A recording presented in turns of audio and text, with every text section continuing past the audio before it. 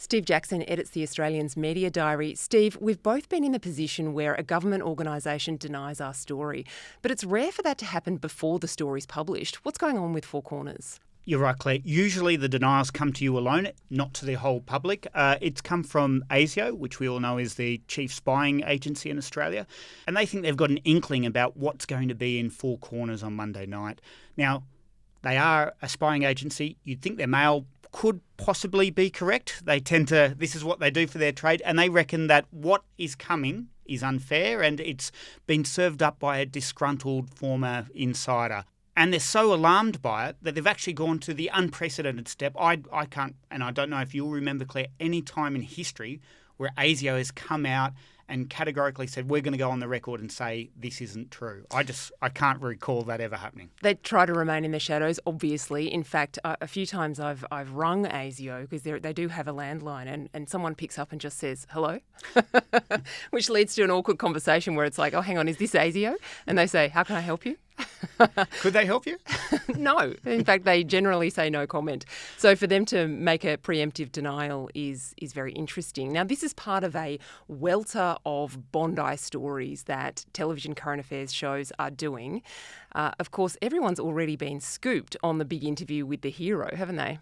Yeah, well, Anna Corrin flew in from Hong Kong. She works for American cable television, and she flew into Australia in December and she scooped everyone. Nobody even knew she was doing it. Next thing we know, the interview's on air. It's been broadcast around the world and everyone's going on, did you know that? Nobody had any idea it had happened. Now 60 Minutes is going to be interviewing Ahmed Al-Ahmed. They won't comment, interestingly, whether or not he's been paid. Obviously, that's one of the questions that always floats around. How much, has he been paid? But I think in this circumstance, given he's a hero and what he's done, let's remember this is a guy who ran towards a terrorist, firing a shotgun at people and disarmed them and saved countless lives. I think no matter what they've given him, whether it be a free lunch or, another night down at the Crown Towers, then we're probably all okay with that one. The ABC is going to be under more scrutiny this week when Hugh Marks appears at Senate estimates. What will be the tone of the grilling he'll get?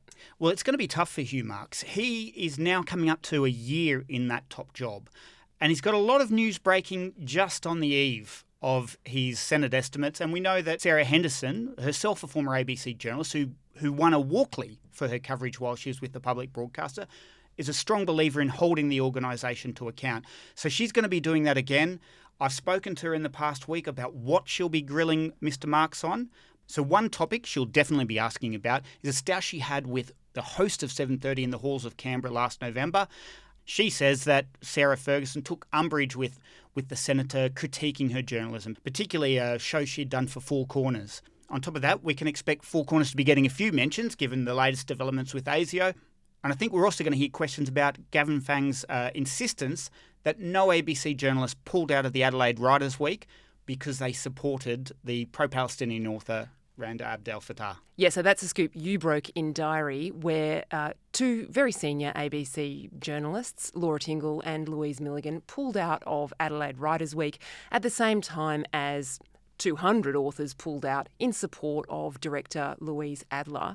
That was after the board of the Writers' Week cancelled an appearance by pro-Palestinian academic Randa Abdel Fattah. Editorial director Gavin Fang said that that wasn't in any way an endorsement of Randa Abdel Fattah. That's an interesting interpretation, isn't it? Do you think Sarah Henderson bought that? Senator Henderson's very, very intelligent lady. I don't think she's bought that for a minute. And I don't think anyone's bought it. Gavin Fang shouldn't be trying to sell it. Obviously, hundreds of authors also pulled out. I think if you ask them, they'd say, yeah, we were supporting it. That's what we were doing. So it just seems like a very weird argument to suggest, no, everyone else was supporting her. Our guys, we just decided not to turn up to Adelaide. Hugh Marks has been in the chair at the ABC for a year, and he came into the job at a time when one of the big controversies was top-tier talent of the ABC expressing personal opinions on social media. Now, this is a tough one for media organisations because many of them actively encourage journalists to be on social media, promoting their yarns, being part of the conversation. ABC journos found a very receptive audience for their opinions, particularly on X, and have continued just expressing themselves very frankly. What's your understanding of what Hugh Marks actually thinks about that issue? And do you think he's made any inroads in getting them to stick to the party line, which is don't have an opinion? Well, he has made some inroads. We've seen it be wound back already to some extent, and he's reinforcing the strict guidelines around that. But it's different for the ABC than most media organisations. So for us, if we want to share an opinion, that's a matter for our employers and us to discuss. I'd like to say this, or this is what my stance is. When it comes to the ABC, their employers are all of us. So they can't have that conversation, I think this, I want to be actively supporting this matter in my role as an ABC journalist. So they're not going to get a consensus sign-off from the Australian public. That's why there are strict rules. It's all going to be impartial, no bias, no opinion. You're there to do a job. You're effectively a public servant. And it's an important role that they've got, but they've got to remove that activism. Another story you're breaking in the media diary today, Jacko, is about an on-the-road stoush between a reporter and a cameraman. Now, you and I have both spent a lot of time on the road reporting. It gets tense. There's confined quarters. Sometimes you might be sharing a hotel room or at least eating every single meal together from dawn till dusk. It's natural for tempers to fray. What happened in the rural New South Wales town of Lake Cargelligo when a Seven crew was there reporting on the disappearance of someone who's accused of murder?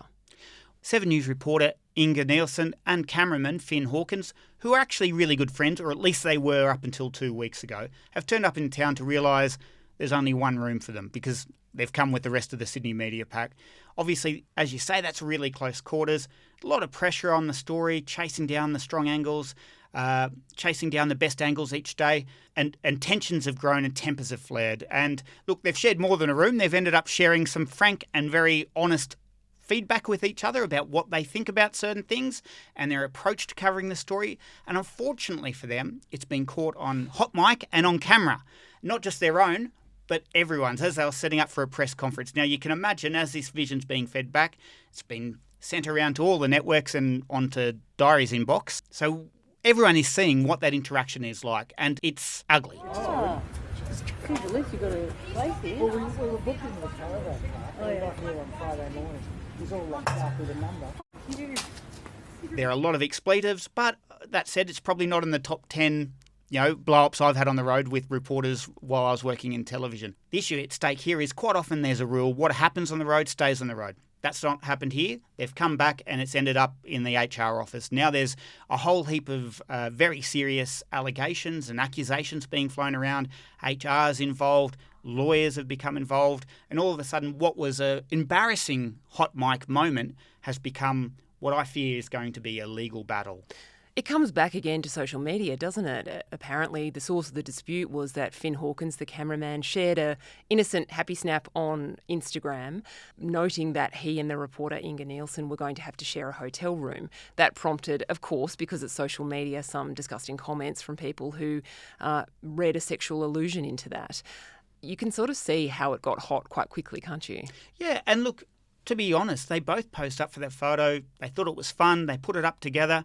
But, you can't always moderate what, let's face it, a bunch of idiots are sometimes going to say on social media about what you put out there. It's one of those problems where, you make a joke and all of a sudden it gets out of hand, it gets out of control. And unfortunately, it looks like it's cost these two people their friendship, and let's just hope it doesn't cost them their jobs. Jacko, one of the things I love about the media diary is that it's a bit of an equal opportunity tickle up. You often have items about every single media organisation in a row, and then they're all left wondering who you're really having a go at. They're all complaining to you that you're unfairly targeting them. This week you've got an item about Nine Radio, which has recently been bought by the pub baron Arthur Laundy and his son Craig. They're going to come in with a new broom, I would suspect, to Nine Radio. And the current management who are in there now have found themselves in a bit of a hot mess over trying to organise a party to celebrate a significant milestone. What's gone wrong? Look, the Continuous Call Team is one of the most successful shows on Nine Radio's Talkback network. It's syndicated nationally. It's a big deal. And they're having a big bash to celebrate it reaching a big milestone, its 40th anniversary. Unfortunately, somehow they've accidentally forgotten on purpose to invite the guy who started the show and led it for much of its time. It hasn't gone down very well with many of the people who work on that show, and suffice to say, I don't think it'll go down well with him either. Can't wait to read all about it. Steve Jackson, thank you very much. Thank you for having me on.